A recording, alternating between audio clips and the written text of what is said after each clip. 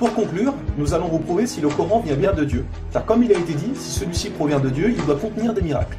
Et si vous lisez le Coran, vous verrez qu'il contient des informations qui ne pouvaient être connues à l'époque, c'est-à-dire il y a 1400 ans.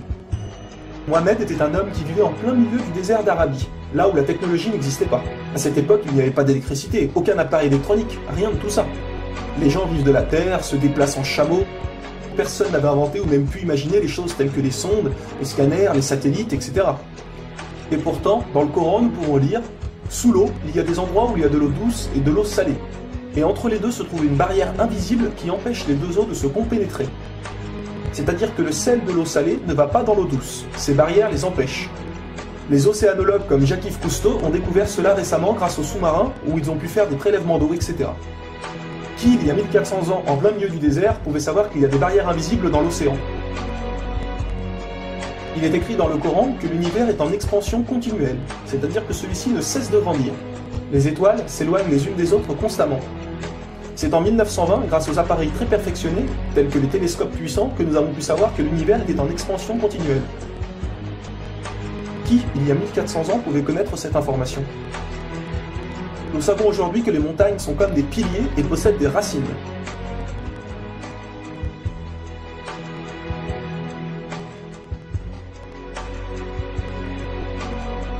Sans les montagnes, il y aurait très fréquemment des tremblements de terre. Nous savons grâce aux récentes découvertes qu'elles servent à la stabilisation de l'écorce terrestre. Qui, une nouvelle fois, il y a 1400 ans, pouvait savoir que les montagnes étaient ancrées comme des piliers et que ceux-ci servaient à la stabilisation de l'écorce terrestre? Il est écrit dans le Coran que Dieu a créé les 7 cieux et la terre par le même nombre, c'est-à-dire 7.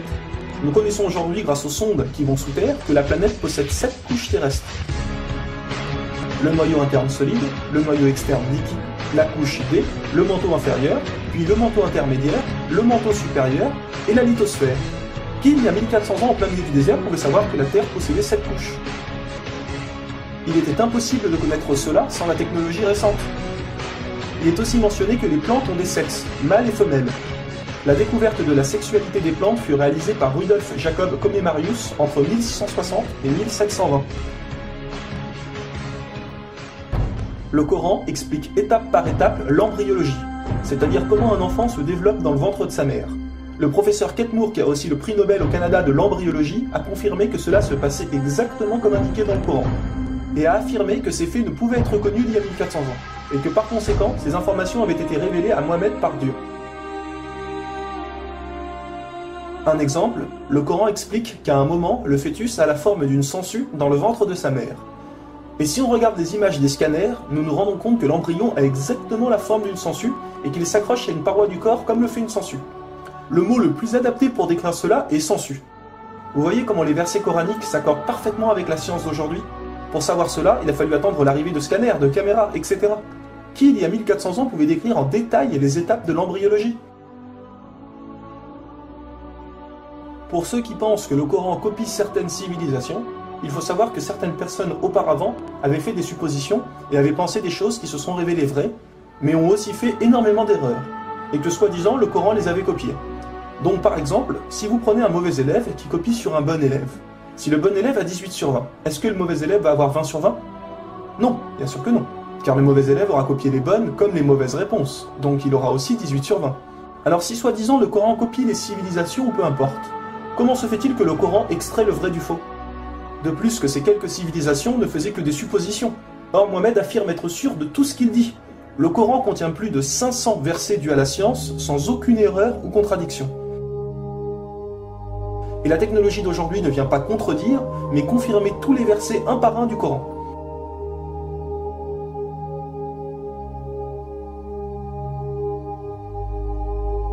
Il est écrit dans le Coran que les fourmis parlent. Nous l'avons confirmé en 2009 grâce aux appareils auditifs puissants.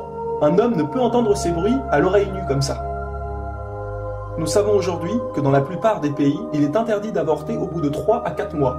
Car après 4 mois, la science explique que le bébé commence à vivre, et que cela donc est considéré comme un crime.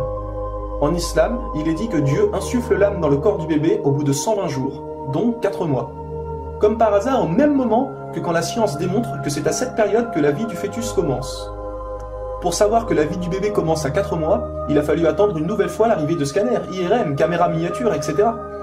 Qui, il y a 1400 ans, pouvait savoir que le bébé commençait à vivre au bout de 4 mois? Nous savons qu'au début du monde, il y avait seulement une nébuleuse primaire, compactée en une seule masse et qui a explosé, ce que nous appelons aujourd'hui le Big Bang. Le déroulement du Big Bang est pourtant écrit dans le Coran. Le Big Bang a été découvert au XXe siècle, alors que le Coran a été écrit au 7e siècle. Le Coran affirme que ce sont les abeilles femelles qui ramassent le pollen des fleurs. Pourquoi le Coran ne parle que des femelles et non des mâles? Eh bien la science a découvert récemment qu'effectivement les femelles possédaient des organes que les mâles n'ont pas, et ceux-ci ne peuvent pas collecter le pollen des plantes. Encore et toujours, qui pouvait savoir il y a 1400 ans que les mâles n'ont pas les organes nécessaires pour le prélèvement du pollen? Il y a longtemps, les gens pensaient que la Terre était plate. Ce n'est qu'en 1577 que Francis Drake fait le tour de la planète et prouve que celle-ci est ronde. Le Coran, environ 1000 ans plus tôt, affirme que la Terre est ronde, mais ne s'arrête pas à ça. Pour donner un exemple, il est dit que la Terre ressemble à un œuf, mais pas n'importe quel œuf, celui d'une autruche. Et si vous regardez un œuf d'autruche, vous verrez qu'il n'est pas tout à fait rond, mais qu'il est aplati en haut et en bas. Celui-ci est de forme géosphérique.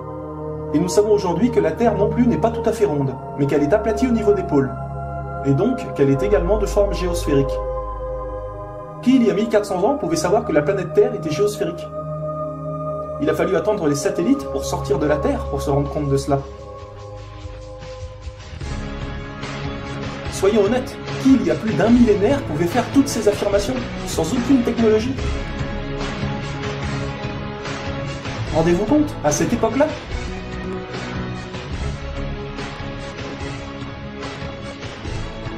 Et soyez conscients que je n'ai donné que quelques exemples. Il y a plus de 500 versets qui parlent de science sans aucune erreur. Le Coran parle d'astronomie, de biologie, de physique, de géologie, etc. Ça ne s'arrête pas là. Le Coran ne comprend pas seulement des miracles scientifiques, mais des miracles linguistiques ou numériques. Par exemple, le mot terre apparaît 13 fois dans le Coran, et le mot mer apparaît 32 fois. Additionnez 13 plus 32, cela vous donne 45. Si l'on met cela en pourcentage, 32 fois le mot mer sur 45 donne 71%. Et c'est exactement le pourcentage que la mer recouvre sur la surface de la Terre. La mer recouvre 71% de la surface de la planète. Et 13 sur 45 donne 29%. Et c'est exactement le pourcentage que représente la Terre sur la surface de la planète. Croyez-vous vraiment que cela vient du hasard? Le mot paradis apparaît 77 fois. Et devinez quoi? Le mot enfer apparaît aussi 77 fois. Le mot foi apparaît 25 fois. Le mot mécréance apparaît 25 fois. Le mot dunya, qui signifie le monde d'ici-bas, apparaît 115 fois. Akira, qui signifie le monde de l'au-delà, apparaît 115 fois. Le mot ange, 88 fois. Le mot diable, 88 fois. Les hommes, 23 fois. Les femmes, 23 fois. La vie, 145 fois. La mort, 145 fois. Bonne œuvre, 167 fois. Les péchés, 167 fois. Les 7 cieux apparaissent 7 fois. Et il y a encore plein et plein d'autres exemples.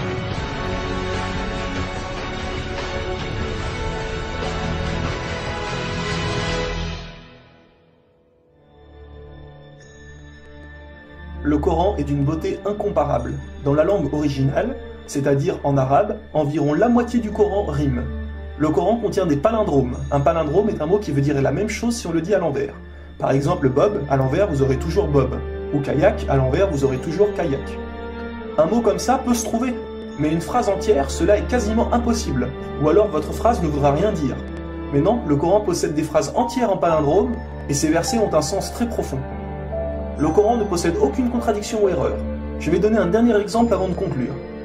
Vous allez vous rendre compte de l'extraordinaire précision du choix des mots. Dans un verset, Dieu dit qu'il n'a pas doté l'homme de 2 cœurs. Pourtant, un peu plus loin, Dieu parle aussi des femmes. Alors pourquoi il ne dit pas « je n'ai pas doté l'être humain de 2 cœurs » ? Pourquoi ne parle-t-il que des hommes, puisque les femmes sont mentionnées après ? Quand nous lisons tout le passage, nous nous rendons compte que Dieu ne parle pas au sens littéral, mais au sens figuré.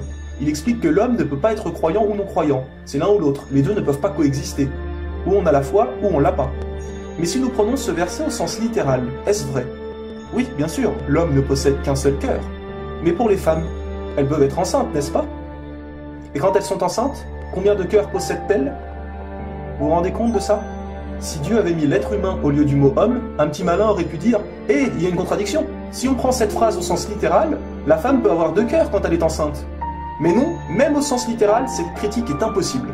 Que ce soit au sens littéral ou figuré, le Coran est inattaquable. Rendez-vous compte de la précision des mots. Il y a encore plein d'autres choses, mais cela prendrait énormément de temps de tout mentionner. Si cela vous intéresse, il existe de nombreuses conférences réalisées par des savants qui ont été filmées et qu'on peut trouver sur internet, telles que la parole divine de Nouman Ali Khan. Vous avez bien la preuve que le Coran ne peut que venir de Dieu et non d'un être humain.